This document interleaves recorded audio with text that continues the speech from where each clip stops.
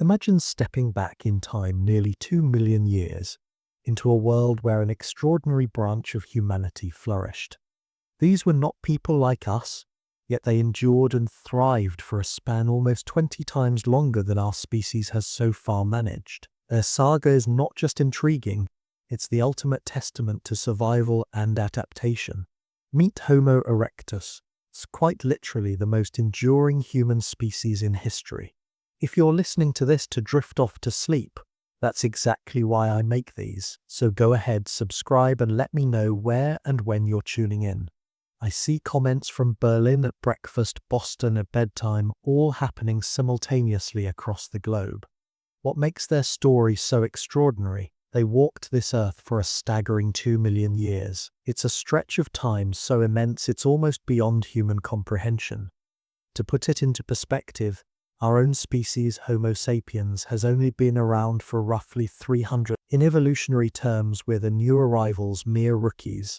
While Homo erectus dominated landscapes across 3 continents for an age that makes our presence look like the blink of an eye. Come with me on a journey into the distant past where we'll uncover how these early humans lived, what they looked like, how they thought, and why their existence is so crucial to our understanding of humanity. Many experts argue that Homo erectus should be recognized as the first truly human species in our evolutionary tale, standing closer to us in form and behavior than any of their predecessors. They walked like us, likely communicated in surprisingly familiar ways, and bore features far more relatable than the ape-like ancestors before them. And here's where it gets even more astonishing. They weren't just primitive beings shuffling around with crude tools. Discoveries have revealed that they crafted refined stone implements, constructed simple shelters, and even showed signs of compassion, caring for their sick and elderly. Their ability to adapt and endure, surviving predators and dramatic climate shifts over 2 million years, laid the very groundwork for our own existence.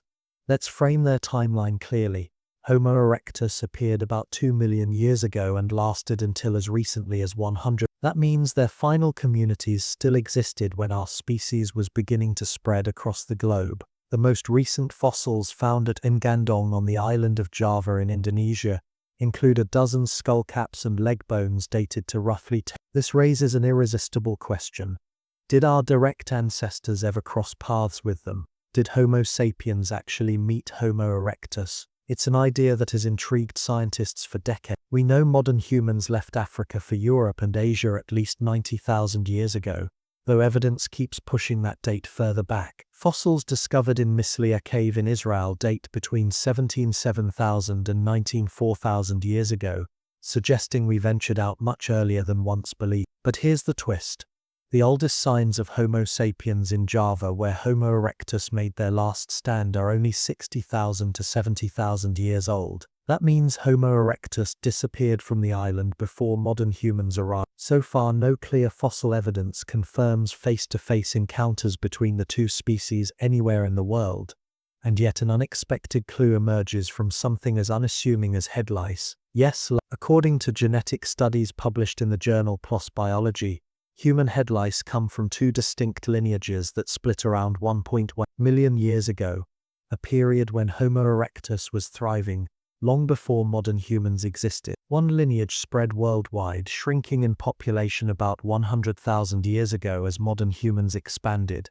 The other lineage, however, survives only among people in the Americas, remaining separate for over 1 million years. This split likely reflects different lice evolving alongside different human species. If one lineage co-evolved with Homo erectus, then its survival on modern humans suggests there must have been direct physical contact between Homo erectus and early Homo sapiens. Still, without fossil evidence to back this up, many researchers remain cautious. The lice puzzle remains one of several captivating mysteries still surrounding these ancient people. The first discovery of Homo erectus fossils dates back to 1891, when Dutch anatomist Eugene Dubois unearthed a skullcap on the banks of the Solo River in Java. Driven by the 19th century hunt for the so-called missing link, Dubois believed he had found. The skull had a receding forehead, thick brow ridges, and a sloping back, which he argued placed it squarely between apes and humans. Initially dismissed, his claims were eventually confirmed when further fossils turned up in China during the 1920s and 1930s, proving that Homo erectus had spread across Africa, Asia, and Europe. One of the most striking aspects of Homo erectus was their brain. Early members had brain volumes between 600 and 800 cubic centimeters, such as the famous skull D2700 from Georgia, which still looked closer to earlier Australopithecines. But over time their cranial capacity grew significantly, reaching up to 1,230 cubic centimeters, about the size of Einstein's brain. This leap allowed for greater intelligence, memory, and adaptability, fueling behaviors far more complex than their predecessors could achieve. Physically, Homo erectus had distinct features. They were the first humans with a flat face and pronounced nose, likely adaptations to conserve moisture when breathing dry air. Yet their skulls remained low and thick, capped by enormous brow ridges. For years, scientists puzzled over these ridges. In 2004, anthropologists Noel Boaz and Russell Chusham proposed that these structures may have acted like built-in helmets, protecting against blows from fists, rocks, or clubs during violent disputes. Many skulls bear fractures that had healed, suggesting individuals often survived such brutal encounters. Similar cultural practices involving head strikes exist in certain traditional societies even today, lending weight to this theory. Their jaws were also sturdier than ours, broad and powerful but with thin enamel on their teeth, the thinnest of any early human species. This made them less suited for hard foods but better at chewing brittle, fibrous items, likely made easier by their stone tool. Their thick mandibles could withstand immense biting stress,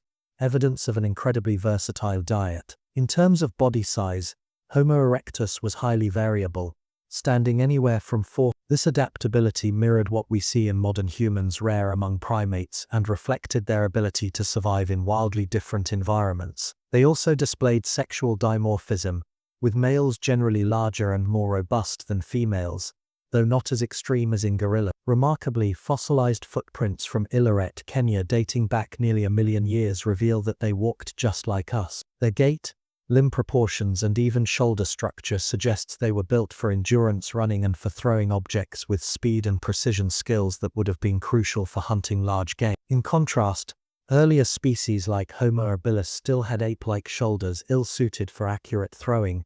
Seen in the fossil record, Homo erectus represents a revolutionary leap in our lineage. They weren't merely improved versions of their ancestors. They were a bold new form of human, with bodies fine-tuned for endurance, adaptability, and survival.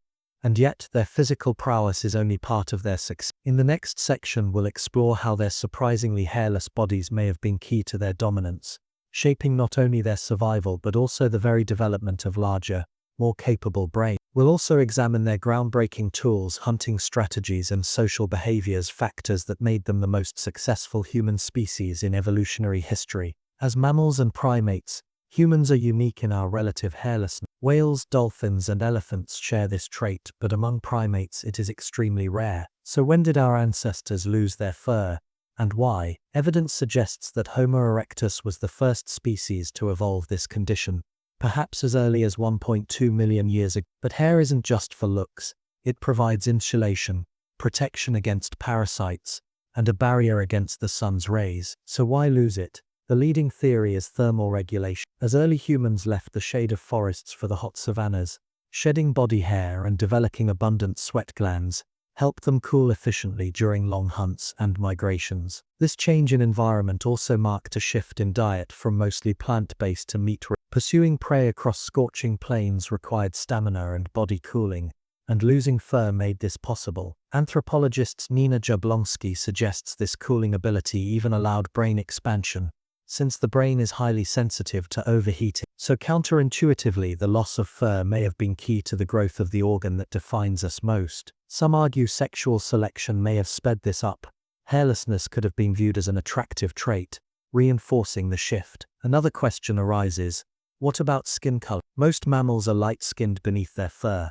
Early hominins likely were too, but genetic evidence indicates that around 1.2 to 2 million years ago, Homo erectus developed darker skin. The pigment melanin acted as natural sunscreen, protecting them from ultraviolet damage under the blazing sun. Later, as they spread into cooler regions, some groups may have lightened to avoid vitamin D deficiency, just as modern humans adapted skin tones to latitude. This theory finds support in a striking case, a Homo erectus fossil from Turkey, aged between 500,000 and 300,000 years, shows signs of tuberculous meningitis, a disease worsened in dark-skinned individuals living in low sunlight areas, hinting at such adaptation. This finding suggests that the individual may have had darker skin in a region where lighter pigmentation would have been advantageous, evidence that skin color adaptation was still ongoing among northern populations of Homo erectus. Another captivating clue about Homo erectus biology comes from brain development. A fossilized juvenile known as Mojokerto 1,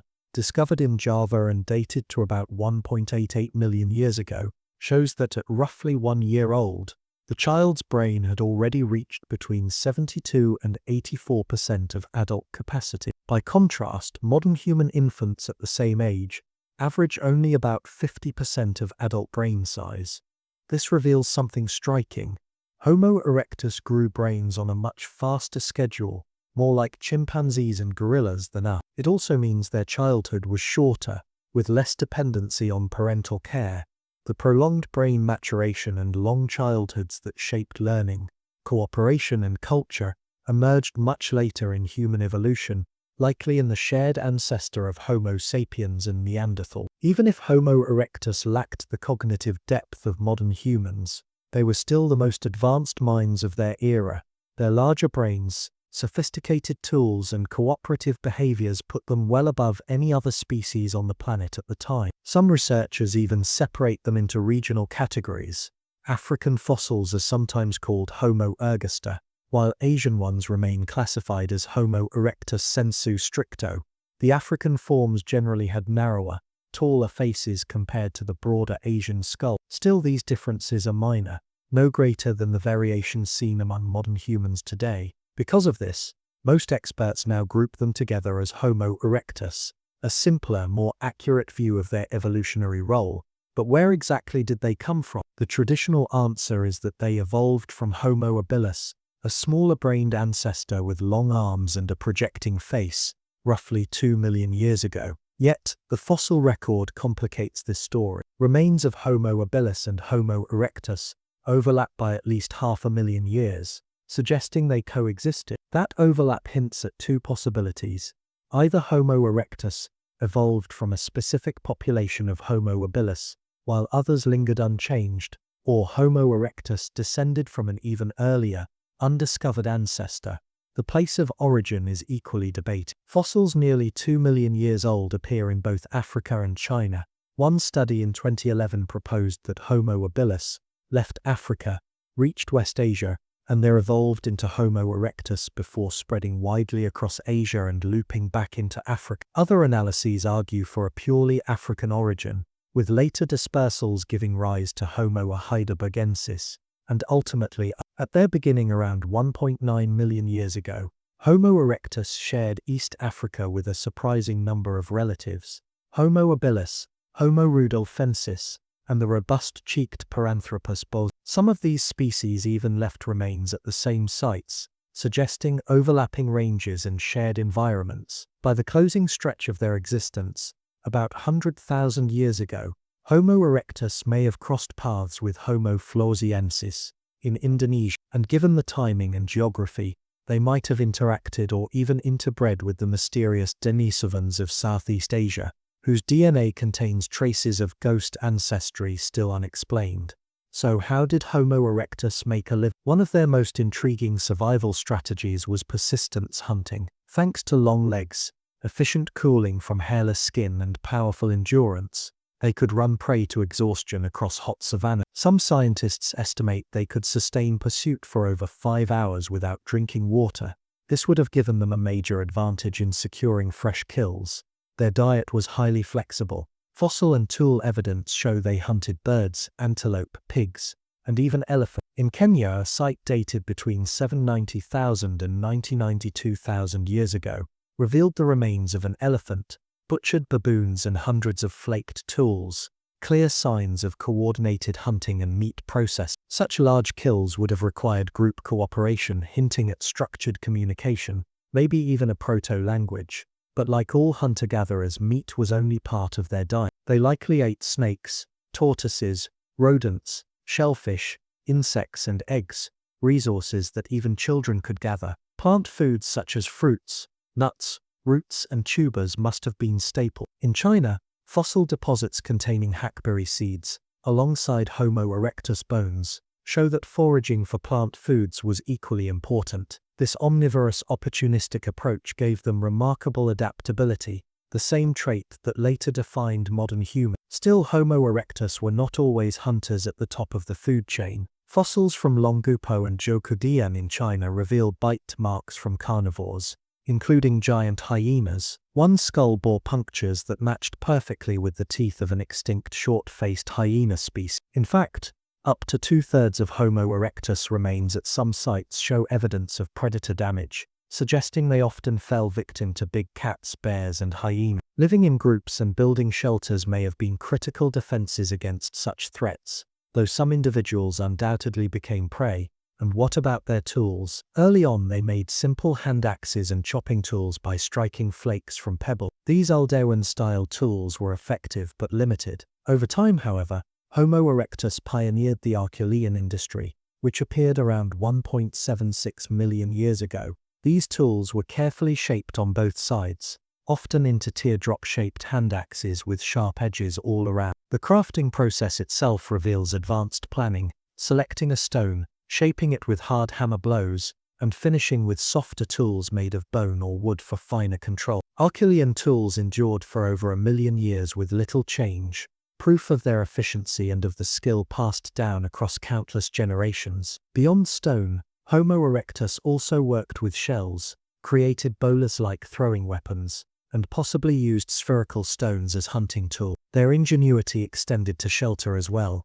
Evidence suggests they built huts from branches, skins, or bones, sometimes up to 50 feet long. At Terramita in France, oval huts dating back 400,000 years show organized living spaces ringed with stones and hearth. In Germany, circular shelters contained elephant tusks that may have served as central supports, suggesting planned construction and communal living. All of this points to a species capable not only of surviving, but of transforming its surroundings. They organized shelters, harnessed cooperation, and laid the foundation for many behaviors we associate with being human.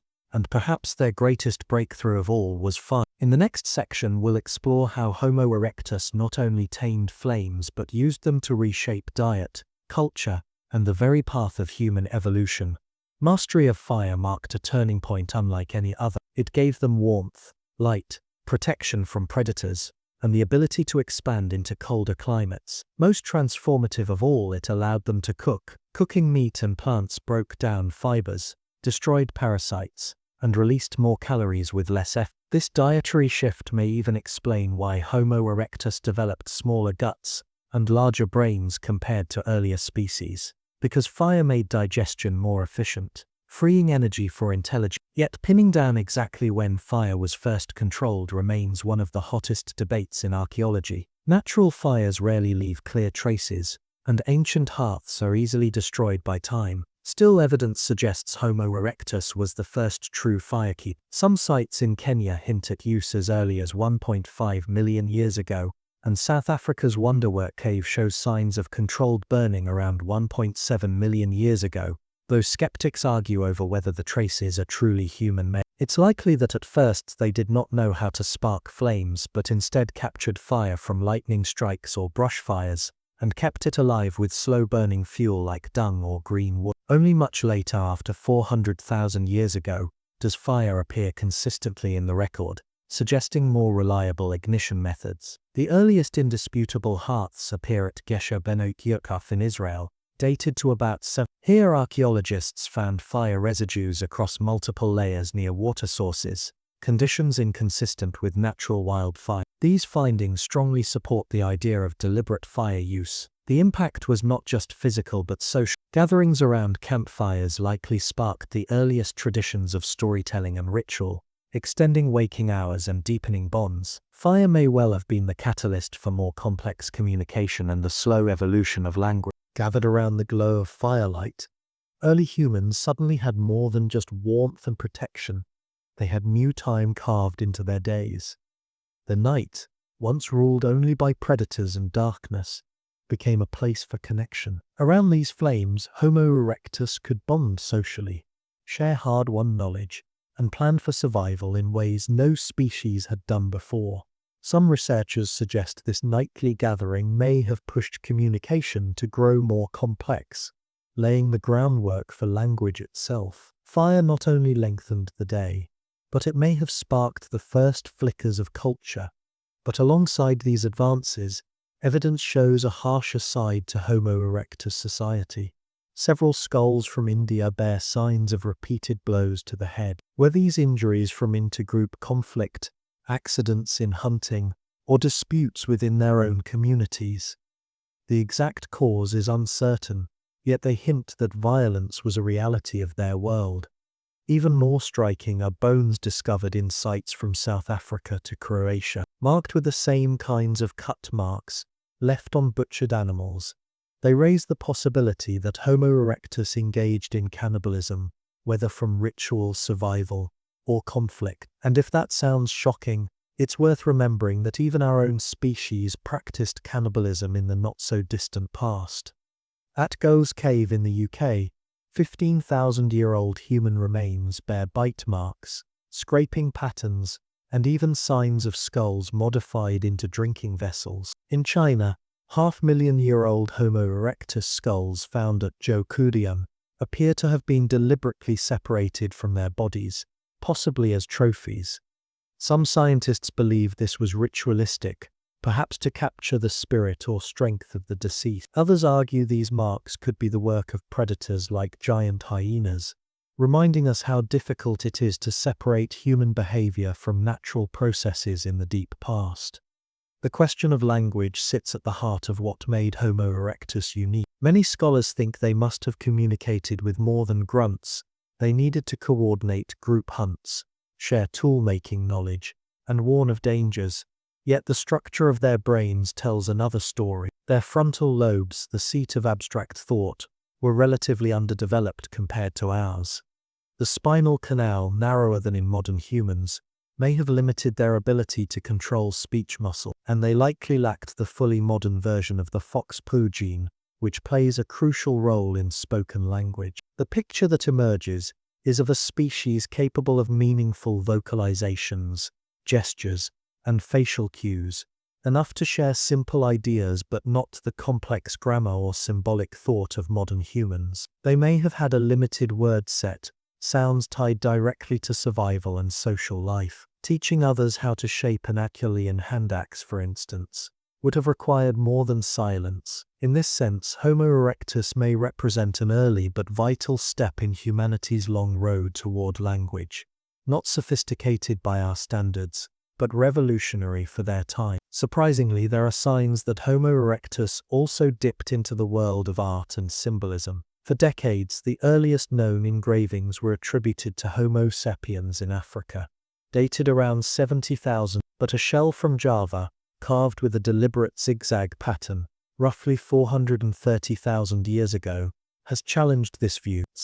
Its etched lines, sharp, intentional, and predating burial suggest Homo erectus had both the dexterity and perhaps the symbolic capacity to create the world's oldest known engraving. Other intriguing finds include natural stones that may have been subtly modified to resemble human forms. The so-called Venus figurines of Tantan and Barakat Ram, while shaped mostly by natural weathering, they appear to have been altered to emphasize features like limbs and faces. Traces of pigment on one of them even hint at intentional coloring. More compelling still is Homo erectus's use of ochre pigments, pieces shaped and carried from sites in Africa and Europe, some heated to create different shades. Since ochre has little practical function, its collection suggests an early sense of aesthetics or symbolic expression, pushing the roots of art deeper into prehistory. Equally astonishing is evidence that Homo erectus may have taken to the sea. Fossils and tools found on islands like Flores and Timor, never connected to the mainland, show they had crossed the deep and dangerous Lombok Strait over 800. To survive such a crossing, they would have needed watercraft sturdy enough for strong currents, and the coordination to paddle across in groups. Such voyages imply levels of planning and communication well beyond what many once thought possible. They also cared for one another in ways that defy the stereotype of a brutal survival-only existence. A 1.77-million-year-old individual from Georgia had lost nearly all teeth yet lived for years afterward, likely sustained on softer foods prepared by companions. The famous Turkana boy shows evidence of spinal problems that would have caused pain and limited mobility, yet he reached adolescence. Other fossils reveal bone diseases that should have crippled individuals, but they lived long past the onset of their illness. These cases suggest Homo erectus did not simply abandon the weak or injured. They helped them survive, evidence of compassion and social care stretching nearly 2 million years into the past. After dominating for nearly 2 million years, far longer than our species has yet existed, Homo erectus finally disappeared. Most researchers point to a mix of shifting climate and competition from more adaptable humans like Homo heidelbergensis, Neanderthals, and eventually Homo sapiens. Studies suggest they lost much of their habitable climate range as the Ice Age advanced, falling into what scientists call an extinction vortex, shrinking habitats, shrinking populations, and eventual disappearance. Their last refuge was Java, Indonesia, where they clung on long after vanishing elsewhere. The island's equatorial climate spared them the harsh cold of the Ice Age, but eventually even here, rainforests replaced the open woodlands they depended on. Their conservative tool culture, relatively unchanged for hundreds of thousands of years, may have left them poorly equipped to adapt. Some researchers even argue laziness played a role, noting they often used poor quality stone rather than seeking better material. But this view has been criticized as unfairly imposing modern values on ancient lives. What we can say is that Homo erectus's story didn't end in failure. In many places they likely evolved into new species, Heidelbergensis, Denisovans, and perhaps even contributing to our own lineage through interbreeding. Rather than a dead end, they were the foundation, a species that bridged ape and human, carrying fire, tools, care, and the first sparks of culture across nearly 2 million years of history. And recent discoveries suggest their achievements went even further. Fossils from the Tibetan Plateau show hominines living above 4,000 meters as early as 1.6 million years ago. At that time, Homo erectus was the dominant species in Asia. If confirmed, it would mean these early humans adapted to extreme altitudes long before modern humans dared to venture so high. Living at high altitudes posed immense challenges for modern humans without adaptations. Thin air causes oxygen shortage, altitude sickness, and in severe cases, life-threatening conditions like pulmonary or cerebral edema. The fact that Homo erectus managed to survive in such environments suggests they may have developed physiological adjustments to cope with reduced oxygen. Some of these traits might have even been passed down through shared ancestry or interbreeding, later benefiting populations in places like the Tibetan Plateau and Andes. Their presence in such extreme landscapes is yet another example of their adaptability, showing that they could thrive in environments that would have overwhelmed earlier hominins. From coasts to forests, open savannas to towering mountains, their range of habitats foreshadowed the global spread of later humans. Beyond land, researchers have long debated their relationship with water. One controversial idea, the aquatic ape hypothesis, suggests that some human traits, relative hairlessness, layers of body fat, and voluntary breath control, might trace back to ancestors who spent significant time wading or foraging in shallow water. While most scientists reject the more extreme versions of this theory, archaeological evidence does show that Homo erectus exploited aquatic resources. Ancient shoreline sites contain signs of shellfish harvesting, fish processing, and the consumption of other marine food. These resources, rich in proteins and omega-3 fatty acids essential for brain development, may have fueled the increase in brain size that marked their evolution. Coastal living in this sense could have given Homo erectus a nutritional edge that shaped their cognitive growth. But survival was not just about food and tools.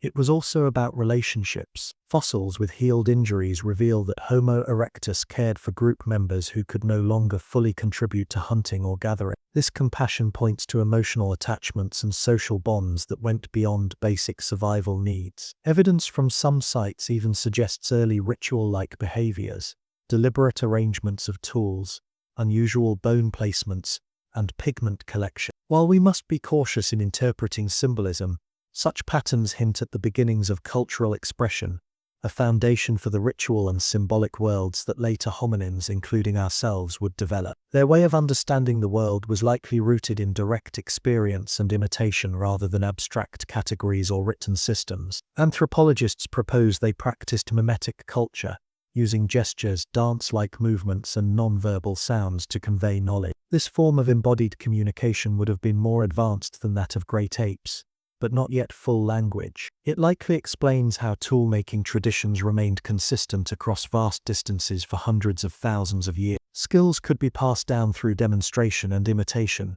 creating remarkable cultural stability despite the absence of spoken grammar or writing. Their social structures remain speculative, but sexual dimorphism, males being slightly larger than females, suggests some level of competition or male dominance. Still, evidence of coordinated hunts points to cooperation, implying groups functioned with a degree of equality and collaboration. Most likely they lived in small, fluid bands resembling early hunter-gatherer society. Knowledge about water sources, seasonal plants, or migration routes would have been carried by elders, who served as living repositories of experience. In these communities, survival depended not just on strength but on the transmission of wisdom across generations. The more we uncover, the clearer it becomes that Homo erectus was far from primitive. They were adaptable, intelligent beings with emotions, social ties, and cultural seeds that would one day blossom into the symbolic worlds of modern humans. Genetic research even suggests fragments of their DNA may survive in us today,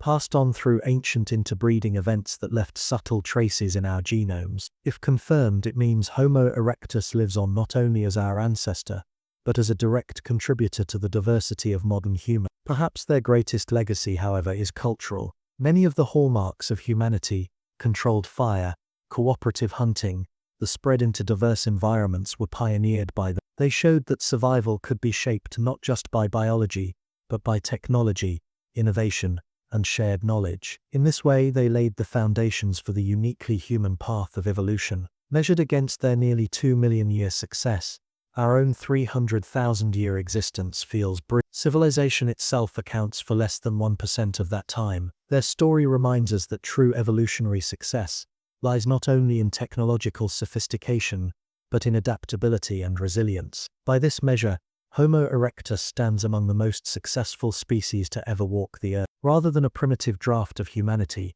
they were a species perfectly adapted to their time. They pioneered the human adaptive niche, using culture and innovation to buffer against environmental pressures, instead of waiting for slow genetic evolution. This shift set humanity on a new trajectory, where survival depended increasingly on creativity, cooperation, and knowledge. Recent finds continue to challenge old assumptions. Tools discovered at sites like Gona in Ethiopia, dating back 1.6 million years, reveal surprising craftsmanship, careful material selection, precise shaping, and advanced planning. These discoveries push back the timeline of sophisticated cognition, showing that Homo erectus may have been underestimated for far too long. Even more intriguing, some sites suggest they may have engaged in early environmental manipulation. Unusual concentrations of animal remains hint that they may have altered landscapes in ways that attracted prey, perhaps clearing vegetation or creating favorable water features. While not domestication in the modern sense, this could represent the first steps toward shaping ecosystems,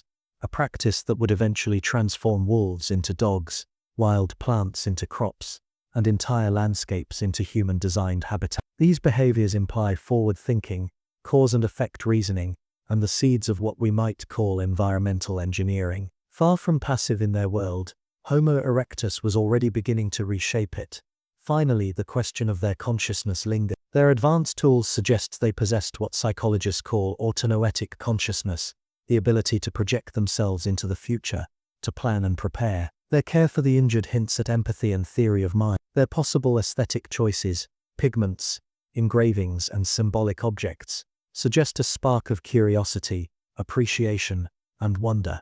Though their inner worlds will always remain beyond our reach, the evidence tells us this much. Homo erectus was no mere instinct-driven survivor. They were thoughtful, social, and inventive pioneers, whose journey shaped the very foundations of what it means to be human. The archaeological record now reveals Homo erectus as far more than a static figure frozen in textbooks. With new tools like micro-CT scanning, isotope studies, and protein analysis, we are uncovering growth patterns, diets, health, and even migration rhythms invisible to earlier researchers. These breakthroughs show them as a dynamic, diverse lineage, shaped by regional variation and constant adaptation, no longer one-dimensional. They emerge as complex, resilient humans who thrived for nearly 2 million years. Looking ahead, technology promises even deeper revelations. Advances in ancient DNA recovery may eventually unlock genetic secrets from their bones, revealing interbreeding, adaptation, and their true place in the human family tree. Computational modeling now allows scientists to test ideas about their social lives, movement across landscapes, and ecological strategies in ways never before possible. Step by step, the image of Homo erectus continues to expand, reminding us that our understanding of humanity's past is always evolving. But their story also holds lessons for our future. Homo erectus flourished longer than any other human species, yet even their adaptability had limits. Climate shifts and competition eventually brought their journey to an end. Their fate is a reminder that no species, however successful, is immune to environmental upheaval. Today, our own civilization faces challenges of climate change, resource strain, and ecological loss, pressures unfolding at a speed far beyond anything Homo erectus ever confronted. Yet within their legacy lies hope. They pioneered the human strategy of overcoming biological limits with culture, cooperation, and technology. They were the first to expand the human niche beyond instincts, showing that survival could be crafted through ingenuity. That same capacity born in their fires, tools, and shared knowledge is what gives us a chance to confront the global crises of our own age. For nearly 2 million years, Homo erectus walked the earth. They endured ice ages and shifting continents, crossed vast territories, and built the foundation of human resilience. Their story is not a primitive prelude. It is the longest and most successful chapter in human history. Their true legacy lives in us. Every time we cook a meal over fire, craft a tool to solve a problem, adapt to change, or teach others what we know, we echo innovations that began with them. Through their endurance, their creativity, and their adaptability, Homo erectus shaped what it means to be human. And so, when we look toward the uncertain future, we do so with the gifts they left us. Proof that survival is not only a matter of biology, but of culture, cooperation, and imagination. Their echoes remain in our bones, in our knowledge, and in the human journey that continues forward.